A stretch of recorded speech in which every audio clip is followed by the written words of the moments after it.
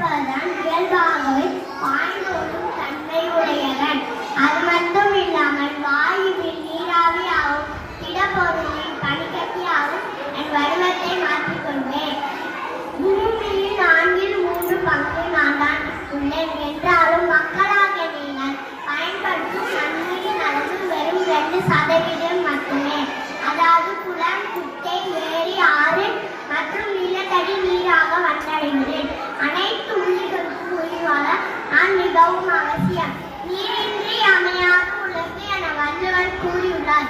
எனவே மழை நீரை சேமியுங்கள். மனிதர்களுக்கு குடிக்க, குளிக்க, துணி துவைக்க நனைத்திற்கு நான் தேவைப்படுகிறேன். இதை பயன்படுத்தினானா ஒரு பொதும் வீணாக்காதீர்கள்.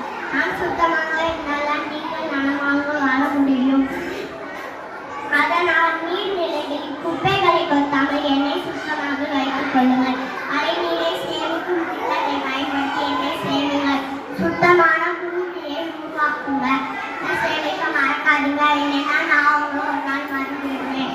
நான் இல்லாமல் பசுமை இல்லை, பசுமை இல்லாமல் நாய்கள். அதனால் மழை வந்தாங்க வான்களும் மழை அதை வீணாக்குறது. எனவே மழை நீரை சேமியுங்கள். என்ன உங்கள் பணம் போல சிக்கனமாக செலவு பண்ணுங்க. நீர் துளி அது உங்கள் உயிர் துளி என என்றும் உங்கள்